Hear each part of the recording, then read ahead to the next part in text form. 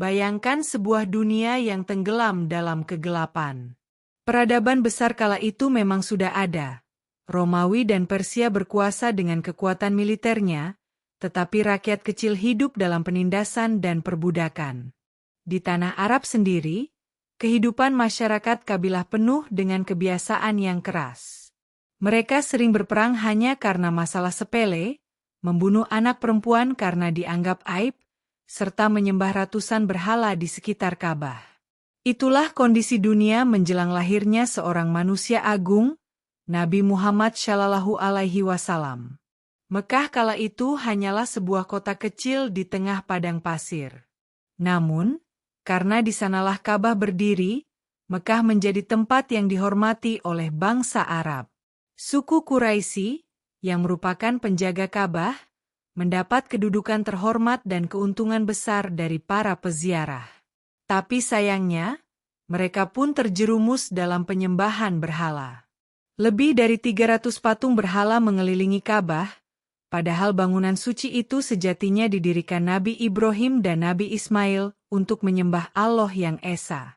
Beberapa dekade sebelum Nabi lahir, terjadi sebuah peristiwa besar yang mengguncang Jazirah Arab, serangan tentara bergajah dari Yaman. Dipimpin oleh seorang gubernur bernama Abrahah, mereka berniat menghancurkan Ka'bah dan memalingkan orang-orang agar beribadah ke gerejanya di sana.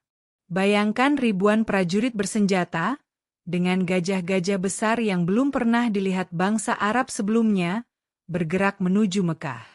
Penduduk kota panik, tak ada yang mampu melawan pasukan sebesar itu. Namun Allah berkehendak lain. Dari langit datang burung-burung ababil, masing-masing membawa batu panas yang dilemparkan ke arah tentara Abrahah. Seketika pasukan itu binasa, gajah-gajah enggan maju, dan Abrahah sendiri tewas dengan tubuh yang hancur. Peristiwa ini begitu terkenal, hingga tahun terjadinya disebut Tahun Gajah. Dan pada tahun itulah, Nabi Muhammad Shallallahu Alaihi Wasallam dilahirkan. Kelahiran beliau terjadi pada tanggal 12 Rabiul Awal, di rumah sederhana milik keluarga Quraisy. Ayah beliau, Abdullah bin Abdul Muthalib, sudah wafat sebelum beliau lahir, sehingga Nabi Muhammad terlahir sebagai yatim. Ibunya, Aminah binti Wahab, menyambut bayi itu dengan penuh cinta, sementara kakeknya, Abdul Muthalib, langsung jatuh hati pada cucu kecil yang bercahaya wajahnya itu. Abdul Muthalib lalu membawanya ke Ka'bah, berdoa dan memberi nama Muhammad, sebuah nama yang kala itu sangat jarang dipakai, dengan arti yang terpuji. Malam kelahiran Nabi tidaklah biasa. Banyak peristiwa luar biasa yang menjadi tanda.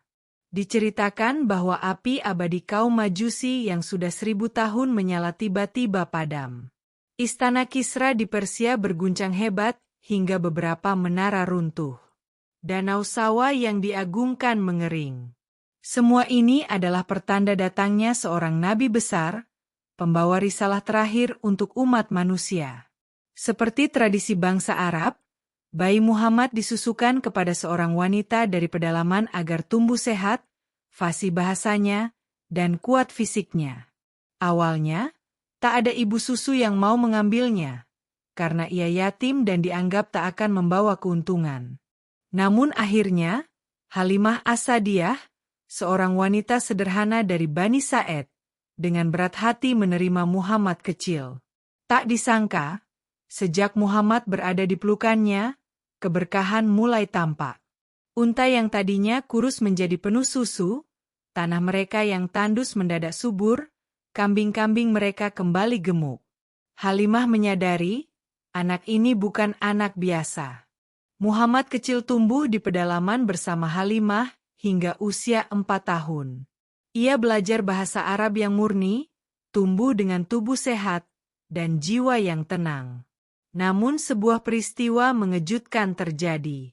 Saat bermain dengan saudara susuannya, 2 malaikat datang dan membelah dada Muhammad kecil.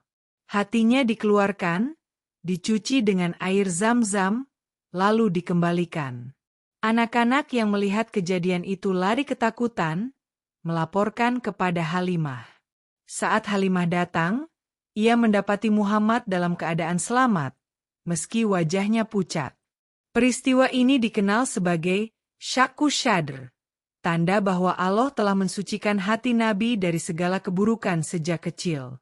Karena khawatir terjadi sesuatu lagi, Halimah memutuskan mengembalikan Muhammad kepada ibunya, Aminah. Nabi kecil pun kembali ke pelukan sang ibu di Mekah. Namun ujian berat segera datang. Saat usia Nabi 6 tahun, Aminah mengajaknya bepergian ke Madinah untuk menziarahi makam ayahnya, Abdullah. Dalam perjalanan pulang, Aminah jatuh sakit dan wafat di Abwa, sebuah tempat di antara Mekah dan Madinah. Muhammad kecil kini menjadi yatim piatu. Bayangkan betapa pedihnya hati seorang anak kecil yang kehilangan ayah dan ibunya pada usia sedini itu. Sejak itu, kakeknya, Abdul Muthalib, mengambil alih pengasuhan. Abdul Muthalib sangat menyayangi Muhammad, bahkan sering membiarkannya duduk di tempat duduk kehormatan yang biasanya hanya untuk para pemimpin Quraisy. Namun kasih sayang itu hanya bertahan 2 tahun. Saat Nabi berusia 8 tahun, Abdul Muthalib pun wafat. Muhammad kecil kembali kehilangan sosok yang ia cintai. Kini, tanggung jawab mengasuhnya jatuh kepada pamannya, Abu Thalib. Meski hidup serba pas-pasan, Abu Thalib merawat Muhammad dengan penuh kasih. Ia melindunginya dari kerasnya kehidupan Mekah. Muhammad pun sejak kecil terbiasa hidup sederhana. Tidak pernah larut dalam permainan sia-sia seperti pemuda lain. Tidak pernah berbohong. Tidak pernah menyembah berhala. Setiap orang yang mengenalnya kagum pada akhlaknya. Bahkan sebelum menjadi nabi, masyarakat Quraisy sudah menjulukinya Al-Amin, artinya yang terpercaya. Itulah sekilas perjalanan masa kecil Nabi Muhammad SAW, penuh dengan ujian, kesedihan, namun juga keberkahan. Dari seorang anak yatim piatu, beliau tumbuh menjadi pribadi yang jujur, sabar, dan kuat. Tak ada yang menyangka, anak sederhana itu kelak akan mengemban risalah terbesar dalam sejarah manusia. Namun perjalanan beliau baru saja dimulai. Sebab, di masa remaja hingga dewasa, tantangan yang lebih besar sudah menunggu. Pertanyaannya adalah, bagaimana seorang anak yatim yang tumbuh di tengah kabilah Arab bisa menjadi pemimpin umat manusia hingga akhir zaman? Jawabannya akan mulai terungkap di kisah berikutnya. Seiring berjalannya waktu, Muhammad kecil tumbuh menjadi remaja yang berbeda dengan pemuda sebayanya. Kehidupan di Mekah saat itu keras. Anak muda Quraisy sering dihabiskan dengan bersenang-senang, berjudi, berpesta, bahkan menyembah berhala. Namun, Muhammad remaja tidak pernah larut dalam semua itu. Sejak kecil, hatinya sudah dijaga oleh Allah dari perbuatan sia-sia. Beliau dikenal tenang, pendiam, dan selalu menjaga kesopanan. Pamannya, Abu Thalib, yang merawatnya sejak kecil, sering merasa khawatir bagaimana caranya membiayai kebutuhan hidup Muhammad. Keluarga Abu Thalib tidak kaya, namun ia tetap menjaga amanah ayahnya untuk merawat keponakan yatim ini. Muhammad pun tumbuh tidak manja. Sejak kecil, beliau sudah terbiasa membantu meringankan pekerjaan keluarga. Pada usia yang sangat muda, beliau menggembalakan kambing di sekitar Mekah dengan upah yang sangat kecil. Pekerjaan menggembala kambing itu tampak sederhana. Namun, disitulah Allah melatih Nabi dengan kesabaran, ketelatenan, dan kepemimpinan. Menggiring kambing di padang pasir yang luas, menjaga agar tidak terpisah dari rombongan, dan melindungi mereka dari serangan binatang buas. Semua itu menjadi latihan berharga sebelum kelak beliau harus memimpin umat manusia. Selain menggembala kambing, Muhammad remaja juga mulai ikut dalam perjalanan dagang Quraisy. Suku Quraisy memang terkenal sebagai pedagang ulung. Mereka punya jalur dagang musim panas ke Syam dan musim dingin ke Yaman. Muhammad belajar berdagang dengan penuh kejujuran. Beliau tidak pernah menipu timbangan, tidak pernah memanipulasi harga, dan selalu berbicara apa adanya. Karena itulah, setiap orang yang berinteraksi dengannya merasa puas. Dari sinilah julukan Al-Amin, si terpercaya, semakin melekat pada dirinya. Suatu ketika, di usia 12 tahun, Muhammad ikut pamannya, Abu Tholib, berdagang ke negeri Syam. Perjalanan jauh melewati padang pasir bukanlah hal mudah, apalagi bagi anak seusianya. Namun, di sanalah terjadi sebuah peristiwa menarik. Ketika kafilah Quraisy singgah di dekat daerah Busra, seorang rahib Nasrani bernama Buhaira memperhatikan Muhammad kecil. Ia melihat tanda-tanda kenabian pada diri bocah itu, termasuk tanda kenabian di antara pundaknya. Buhaira memperingatkan Abu Tholib agar menjaga keponakannya itu, karena kelak ia akan menjadi nabi terakhir yang ditunggu-tunggu. Abu Tholib terkejut, namun semakin yakin bahwa Muhammad memang anak istimewa. Memasuki usia dewasa, Muhammad semakin disegani di Mekah. Beliau ikut serta dalam berbagai aktivitas masyarakat, termasuk saat terjadi banjir besar yang merusak sebagian Ka'bah. Suku-suku Quraisy hampir berperang karena berebut kehormatan siapa yang berhak meletakkan Hajar Aswad di tempatnya. Namun, Muhammad yang saat itu berusia sekitar 35 tahun tampil dengan solusi bijak. Ia membentangkan selembar kain, meletakkan Hajar Aswad di tengahnya, lalu mengajak perwakilan tiap suku memegang ujung kain itu bersama-sama. Setelah sampai di tempatnya, Muhammad sendiri yang mengangkat Hajar Aswad ke posisinya.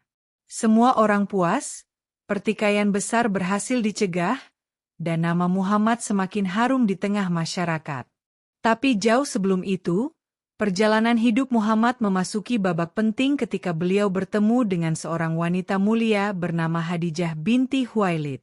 Khadijah adalah seorang janda kaya raya, terkenal cerdas dan terhormat. Ia sering mempercayakan barang dagangannya kepada para pemuda Quraisy untuk dijual ke luar negeri. Mendengar reputasi Muhammad yang jujur, Khadijah pun mempercayakan perniagaannya kepada beliau. Perjalanan dagang Muhammad ke Syam bersama rombongan Khadijah membawa keuntungan berlipat-lipat. Namun yang lebih mengejutkan adalah laporan budak Khadijah, Maisarah, yang ikut serta. Ia bercerita bahwa sepanjang perjalanan, Muhammad selalu jujur, tidak pernah berlaku curang, dan selalu dilindungi tanda-tanda keberkahan. Di tengah terik matahari, Maisarah melihat awan seolah mengikuti langkah Muhammad untuk menaunginya. Di pasar, Muhammad tidak pernah menipu, bahkan rela jujur mengatakan kondisi barang yang kurang bagus. Semua itu membuat Khadijah kagum luar biasa. Singkat cerita, Khadijah pun melamar Muhammad untuk menjadi suaminya. Pada saat itu, Muhammad berusia 25 tahun, sementara Khadijah berusia 40 tahun. Usia yang cukup jauh tidak menjadi penghalang. Justru, pernikahan itu menjadi awal kebahagiaan. Muhammad mendapatkan seorang istri yang setia, penuh cinta, dan selalu mendukungnya. Dari Khadijah, Muhammad memiliki anak-anak, termasuk Fatimah yang kelak menjadi ibu dari generasi penerus Rasulullah. Pernikahan Muhammad dan Khadijah bukan hanya ikatan cinta, tetapi juga kekuatan besar yang mempersiapkan beliau menghadapi masa-masa sulit. Khadijah bukan sekadar istri, tetapi juga sahabat, pendukung, dan penenang hati. Saat seluruh dunia menentangnya, Khadijah selalu ada di sisinya. Dan sejak itu, kehidupan Muhammad berubah. Dari seorang yatim piatu yang sederhana, kini ia menjadi seorang pedagang sukses, suami dari wanita terpandang, dan sosok yang paling dipercaya di Mekah. Tapi Allah sudah menyiapkan sesuatu yang jauh lebih besar. Karena sebentar lagi, usia 40 tahun, sebuah wahyu pertama akan turun, dan dunia tak akan pernah sama lagi. Namun, sebelum itu, ada satu peristiwa yang semakin menegaskan betapa Muhammad bukan manusia biasa. Dalam tidur malamnya, beliau bermimpi didatangi malaikat, dibawa mengarungi perjalanan ruhani yang belum pernah dialami siapapun. Dan kejadian itu akan mengubah arah hidupnya selamanya. Tapi tentang itu, kita akan masuk ke kisahnya di bab selanjutnya. Di usia 40 tahun, kehidupan Muhammad tampak mapan. Ia dikenal luas sebagai pedagang sukses, kepala keluarga yang penuh kasih, dan sosok yang paling dipercaya di Mekah. Namun, di balik semua itu, ada kegelisahan yang tak bisa ia abaikan. Setiap hari, beliau melihat masyarakat Quraisy kian jauh dari kebenaran. Ka'bah, rumah suci peninggalan Nabi Ibrahim, dipenuhi ratusan berhala. Orang-orang Quraisy menyembah batu, kayu, bahkan patung buatan tangan mereka sendiri. Perbudakan merajalela, anak perempuan dikubur hidup-hidup, dan kaum lemah diperlakukan tanpa belas kasih. Hati Muhammad tidak tenang. Ia sering menyendiri, merenung, mencari kebenaran sejati. Tempat yang paling sering beliau pilih untuk bermeditasi adalah Gua Hira, sebuah gua kecil di Jabal Nur, gunung yang terletak di pinggiran Mekah. Di sanalah Muhammad berhari-hari beribadah, menjauh dari hiruk-pikuk kota. Ia mengingat Allah, meskipun belum menerima wahyu resmi. Khadijah, istrinya yang penuh pengertian, selalu mendukung, menyiapkan makanan, dan membiarkan suaminya menyendiri untuk menenangkan hati. Hingga tiba malam yang paling bersejarah dalam kehidupan manusia. Malam itu, Muhammad sedang berada di Gua Hira. Tiba-tiba, sosok yang belum pernah ia lihat sebelumnya hadir. Cahaya menyinari gua, membuat tubuhnya bergetar hebat. Malaikat itu mendekat lalu berkata dengan suara tegas, "Iqra." "Bacalah." Muhammad terkejut. Ia menjawab, "Aku tidak bisa membaca." Malaikat itu merengkuhnya erat, hingga beliau merasa sesak, lalu melepaskannya kembali. Malaikat itu mengulanginya sampai 3 kali. "Iqra, bismi rabbika aladzi halak. Halakal insa'ana min, alak. Iqra, warabukal akram. Aladzi, alama beyal kalam. Alamal insa'ana ema lam yalam." Artinya, bacalah dengan nama Tuhanmu yang menciptakan. Dia telah menciptakan manusia dari segumpal darah. Bacalah, dan Tuhanmulah yang maha pemurah, yang mengajar manusia dengan pena. Mengajar manusia apa yang tidak diketahuinya. Muhammad gemetar ketakutan. Beliau segera turun dari gua, tubuhnya menggigil, wajahnya pucat. Sesampainya di rumah, beliau berkata kepada Khadijah, "Selimuti aku, selimuti aku." Khadijah pun menenangkan suaminya, menyelimuti tubuhnya yang menggigil, sambil berkata dengan penuh cinta, "Tenanglah, demi Allah, Allah tidak akan menghinakanmu. Engkau selalu menyambung silaturahmi, menolong yang lemah, menghormati tamu, dan menegakkan kebenaran. Allah pasti bersamamu." Khadijah tidak berhenti di situ.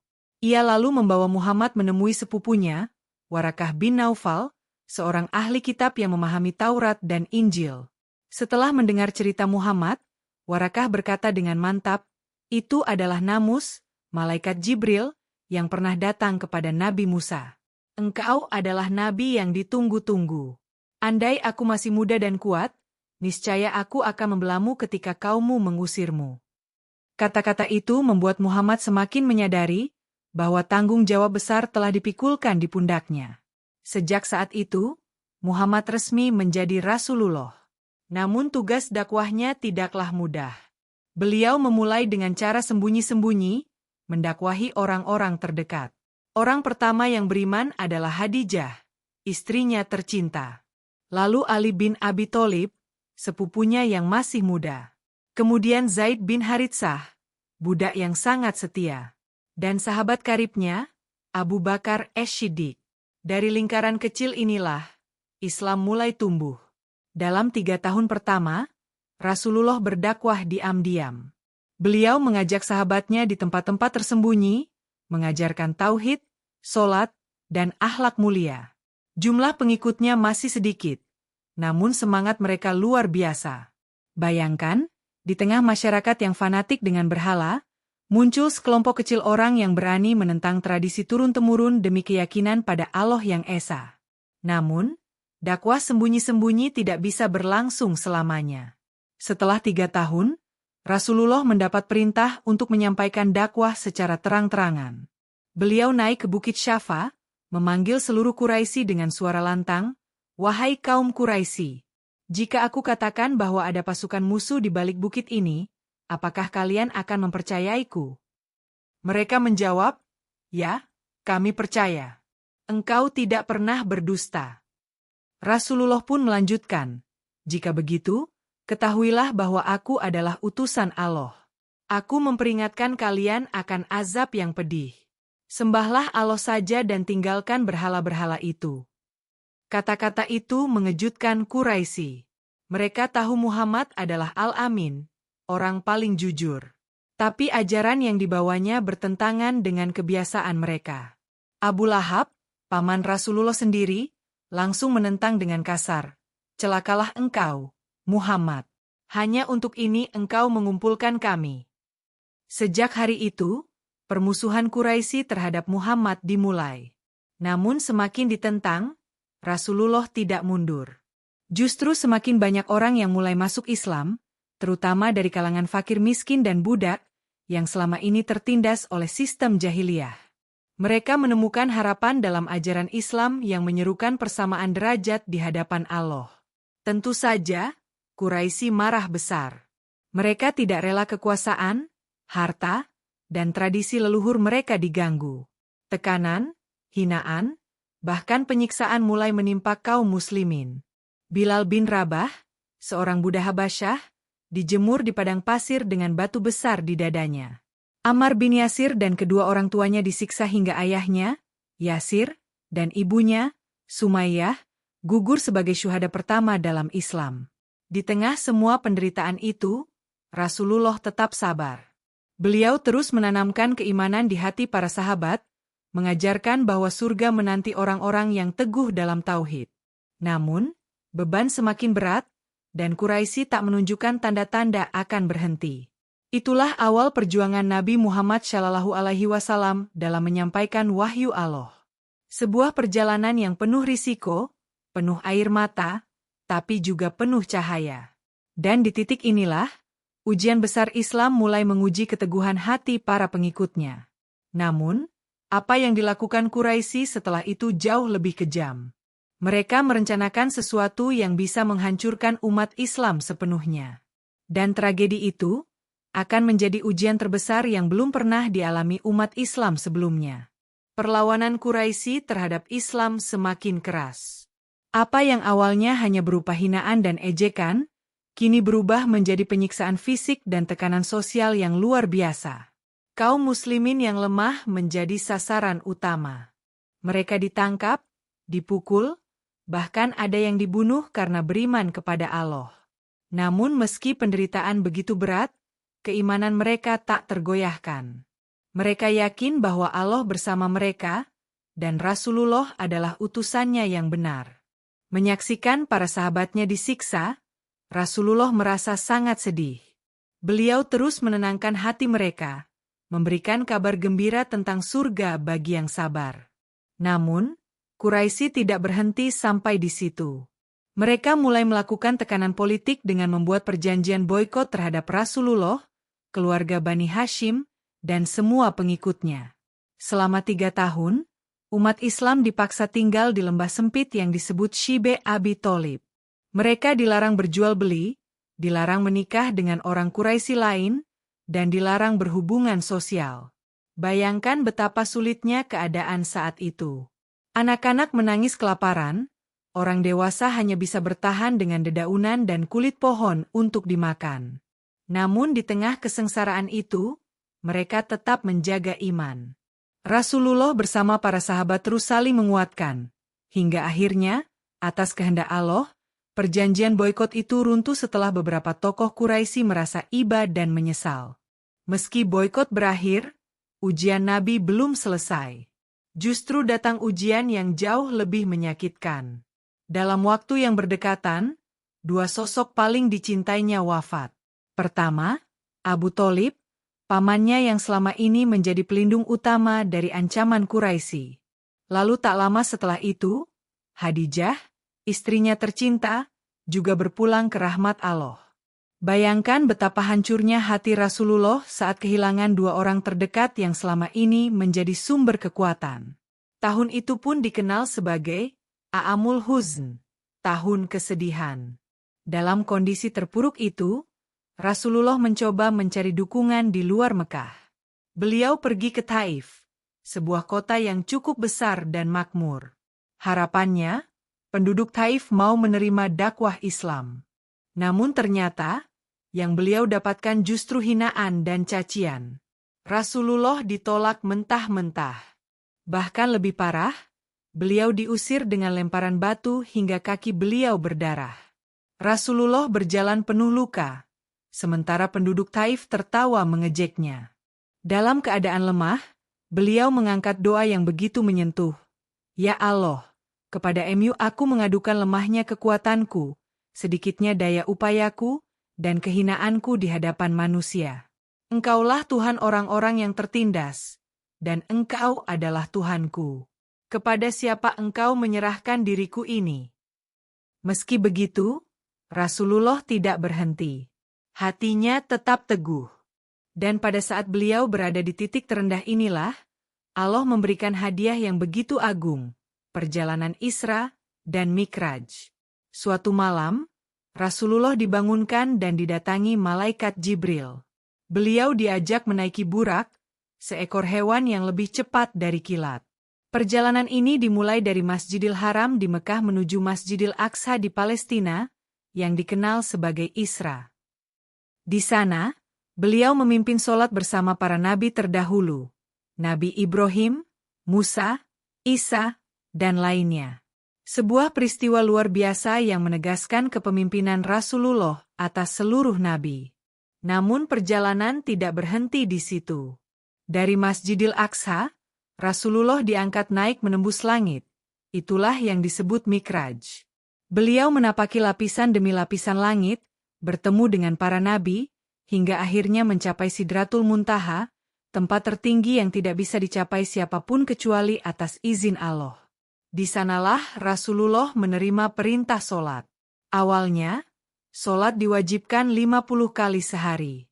Namun setelah Rasulullah bolak-balik memohon keringanan, akhirnya jumlah itu ditetapkan menjadi 5 waktu. Meski jumlahnya sedikit, pahalanya tetap seperti 50 kali. Isra, Mikraj menjadi penghiburan luar biasa bagi Rasulullah. Di saat beliau kehilangan pelindung dan istri tercinta, Allah menunjukkan bahwa beliau tidak sendirian. Bahwa misi dakwah ini adalah urusan besar yang dilindungi langsung oleh langit. Dan perintah sholat yang turun dari peristiwa itu menjadi tiang agama, penghubung langsung antara hamba dan Tuhannya. Namun, meski mendapat penghiburan, perjalanan dakwah Rasulullah tidak menjadi lebih mudah. Quraisy semakin keras menolak. Mereka mencemooh kisah Isra, Mikraj sebagai dongeng yang tidak masuk akal. Sebagian orang yang sudah masuk Islam bahkan murtad karena tidak sanggup mempercayainya. Tetapi ada satu sahabat yang langsung membenarkan tanpa ragu, Abu Bakar. Sejak itulah ia mendapat gelar Ash-Shiddiq, si pembenar. Setelah Isra, Mikraj, Rasulullah semakin yakin bahwa dakwah ini harus berlanjut meski penuh rintangan. Beliau mulai mencari dukungan dari kabilah-kabilah lain yang datang ke Mekah saat musim haji. Dari sinilah nantinya, benih-benih hijrah ke Madinah akan muncul. Namun, sebelum itu, masih banyak ujian berat yang harus dilewati. Quraisy tidak akan tinggal diam. Mereka merencanakan sesuatu yang lebih kejam. Dan rencana itu akan menjadi babak baru dalam perjuangan Islam. Babak yang akan memaksa Rasulullah dan para sahabat meninggalkan tanah kelahirannya sendiri, Mekah. Setelah lebih dari 1 dekade berdakwah di Mekah dengan tekanan tiada henti, Rasulullah akhirnya mendapat titik terang. Beberapa kabilah dari Yatsrib, kota yang kelak dikenal sebagai Madinah, datang menemui beliau saat musim haji. Mereka mendengarkan dakwah Rasulullah, lalu sebagian beriman. Mereka pulang dengan membawa kabar tentang Nabi akhir zaman kepada kaumnya. Tahun berikutnya, mereka kembali dan semakin banyak yang masuk Islam. Mereka pun mengajak Rasulullah dan kaum muslim untuk hijrah ke kota mereka. Itulah awal dari peristiwa besar, hijrah. Hijrah bukan sekadar perpindahan tempat. Itu adalah perubahan arah sejarah. Setelah bertahun-tahun ditindas di Mekah, umat Islam akhirnya punya tempat yang mau melindungi mereka. Namun, hijrah juga bukan hal mudah. Kaum Quraisy berusaha keras mencegahnya. Mereka khawatir pengaruh Islam akan semakin besar bila Muhammad berhasil keluar dari Mekah. Maka, mereka menyusun rencana untuk membunuh Rasulullah sebelum beliau sempat pergi. Namun Allah melindungi utusannya. Pada malam yang telah disepakati Quraisy untuk menyerang, Rasulullah meminta Ali bin Abi Thalib tidur di ranjangnya, sementara beliau bersama Abu Bakar keluar rumah diam-diam. Quraisy mengepung rumah Muhammad, tapi ketika mereka masuk, yang ditemukan hanya Ali. Rasulullah sendiri sudah pergi. Dalam perjalanan, beliau bersama Abu Bakar bersembunyi di Gua Sur. Saat para pengejar hampir menemukan mereka, Allah membuat keajaiban. Sarang laba-laba menutupi pintu gua dan burung merpati bersarang di sana. Melihat itu, para pengejar yakin tidak mungkin Muhammad bersembunyi di dalam. Padahal, beliau memang ada di sana. Abu Bakar sempat ketakutan, namun Rasulullah menenangkan, "Jangan bersedih, sesungguhnya Allah bersama kita." Setelah itu, Rasulullah melanjutkan perjalanan panjang menuju Madinah. Begitu beliau tiba, suasana kota bergemuruh. Warga Anshor menyambut dengan gembira, menyanyikan nasyid penuh sukacita. Tola al-Badru, alaina. Rasulullah pun menetap di Madinah, dan sejak itu kota tersebut dikenal sebagai Madinatun Nabi, kota Nabi. Di Madinah, Rasulullah segera membangun fondasi masyarakat Islam. Hal pertama yang beliau lakukan adalah membangun masjid. Masjid Nabawi menjadi pusat ibadah, pendidikan, dan pemerintahan. Beliau juga mempersaudarakan kaum muhajirin, para pendatang dari Mekah, dengan kaum Anshor, penduduk asli Madinah. Persaudaraan ini begitu indah. Orang-orang Anshor berbagi harta, rumah, bahkan pekerjaan dengan saudaranya dari muhajirin. Inilah wujud nyata dari ukhuwah Islamiyah. Namun, kebahagiaan itu tidak berlangsung lama. Quraisy di Mekah tidak tinggal diam. Mereka merasa terancam dengan berdirinya komunitas Islam yang semakin kuat. Peperangan pun tak terhindarkan. Perang pertama yang besar adalah Perang Badar. Kaum muslimin hanya berjumlah sekitar 300 orang dengan persenjataan minim, melawan pasukan Quraisy lebih dari 1.000 orang lengkap dengan kuda dan senjata. Namun, dengan pertolongan Allah, umat Islam meraih kemenangan gemilang. Banyak tokoh Quraisy terbunuh, termasuk musuh-musuh utama Islam. Perang Badar menjadi bukti nyata bahwa kekuatan iman lebih unggul dari kekuatan materi. Namun, kemenangan itu tidak membuat Quraisy berhenti. Setahun kemudian, mereka kembali dengan pasukan lebih besar. Terjadilah Perang Uhud. Kali ini, pasukan Muslim sempat unggul. Namun karena sebagian pemanah meninggalkan posisinya demi mengambil harta rampasan, pasukan Quraisy berhasil membalik keadaan. Rasulullah sendiri terluka parah, gigi beliau patah, wajahnya berdarah.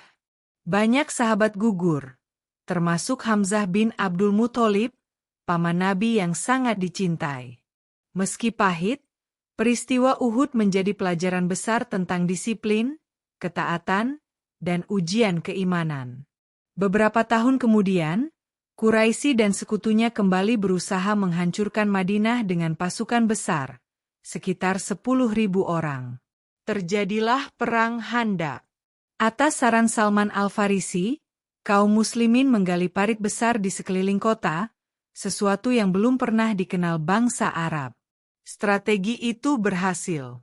Pasukan Quraisy terhenti, tidak bisa menembus pertahanan Madinah. Mereka akhirnya mundur dengan rasa malu. Kemenangan ini memperlihatkan bahwa umat Islam kini benar-benar menjadi kekuatan yang ditakuti. Selain menghadapi Quraisy, Rasulullah juga menghadapi pengkhianatan dari sebagian orang Yahudi di Madinah. Awalnya, Rasulullah sudah membuat piagam Madinah yang menjamin kebebasan dan hak hidup berdampingan antara Muslim, Yahudi, dan kelompok lain. Namun sebagian Yahudi melanggar perjanjian, bersekongkol dengan musuh Islam. Rasulullah menindak tegas, sehingga kota Madinah menjadi lebih stabil dan teratur. Hijrah ke Madinah bukan hanya penyelamatan bagi kaum Muslim, tetapi juga awal berdirinya peradaban Islam. Dari kota inilah cahaya Islam mulai menyebar, dari Jazirah Arab hingga kelak ke seluruh dunia. Rasulullah tidak hanya menjadi nabi dan rasul, tetapi juga pemimpin negara, panglima perang, hakim, dan pendidik. Semua peran itu dijalani dengan penuh kebijaksanaan. Namun, perjalanan beliau belum selesai. Setelah Badar, Uhud, dan Handak, misi dakwah semakin meluas. Ujian yang lebih besar sedang menanti. Quraisy masih menjadi musuh utama, tetapi Allah sudah menyiapkan jalan kemenangan. Jalan itu akan bermula dari sebuah perjanjian yang tampak merugikan, namun justru menjadi pintu gerbang menuju kejayaan Islam. Dan perjanjian itu adalah Hudaybiyah. Setelah berbagai peperangan besar, datanglah sebuah peristiwa penting yang tampak merugikan namun justru membuka jalan kemenangan Islam, Perjanjian Hudaybiyah. Tahun itu, Rasulullah bersama sahabat berangkat dari Madinah menuju Mekah untuk menunaikan umrah. Namun Quraisy menghalangi mereka masuk. Terjadilah negosiasi panjang hingga akhirnya dibuat sebuah perjanjian. Isinya, umat Islam tidak boleh melakukan umrah tahun itu, tetapi boleh melaksanakannya tahun berikutnya.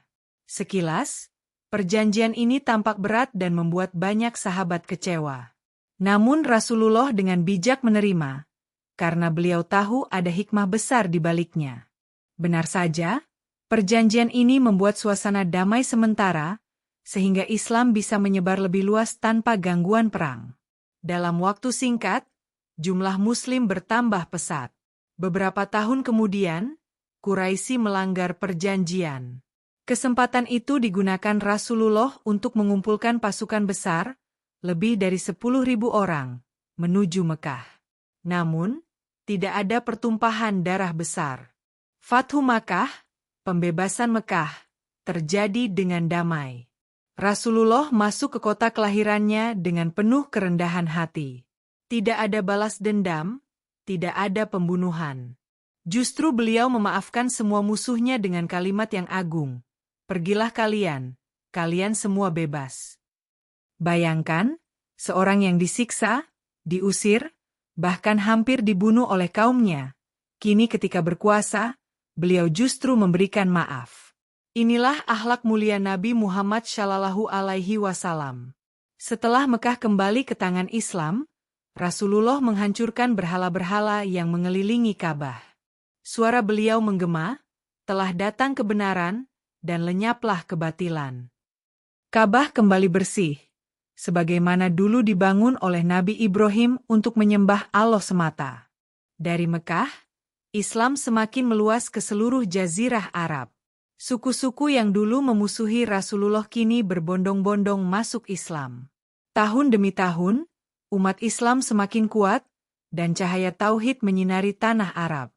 Tahun 10 Hijriah, Rasulullah menunaikan ibadah haji terakhir yang dikenal sebagai Haji Wada. Di sana, beliau menyampaikan khutbah yang sangat agung. Isinya bukan hanya untuk umat saat itu, tapi juga untuk seluruh umat manusia hingga akhir zaman. Beliau menekankan persaudaraan, kesetaraan, dan penghormatan terhadap hak asasi manusia. Wahai manusia, sesungguhnya darah dan harta kalian adalah suci, sebagaimana sucinya hari ini, bulan ini, dan kota ini. Beliau juga berpesan agar umat Islam berpegang teguh pada Al-Quran dan sunnahnya. Khutbah itu ditutup dengan kalimat yang menggetarkan, "Ya Allah, saksikanlah bahwa aku telah menyampaikan risalah MU." Para sahabat menangis, karena mereka merasakan bahwa perpisahan dengan Rasulullah sudah dekat. Dan benar, tak lama setelah Haji Wada, Rasulullah jatuh sakit. Sakit beliau semakin parah dari hari ke hari. Meski demikian, beliau tetap berusaha memimpin sholat selama masih mampu. Hingga akhirnya, ketika tubuhnya sudah terlalu lemah, beliau meminta Abu Bakar menjadi imam. Itu adalah tanda bahwa kepemimpinan umat setelah beliau akan diteruskan. Hari Senin, 12 Rabiul Awal tahun 11 Hijriah, Rasulullah berpulang ke rahmat Allah. Saat itu, beliau berada di pangkuan istrinya, Aisyah. Kalimat terakhir yang terucap dari lisannya adalah doa penuh kelembutan, "Ya Allah, tolonglah aku menghadapi sakaratul maut." Wajahnya bercahaya, tenang, seakan tidur damai. Dunia pun berduka. Madinah bergemuruh dengan tangisan. Umar bin Khattab tidak percaya. Ia menghunus pedangnya dan berkata, "Siapa yang mengatakan Muhammad wafat, akan kupenggal kepalanya." Namun Abu Bakar menenangkan dengan kata-kata yang abadi, "Barang siapa menyembah Muhammad, ketahuilah Muhammad telah wafat. Dan barang siapa menyembah Allah, maka Allah Maha Hidup dan tidak akan pernah mati."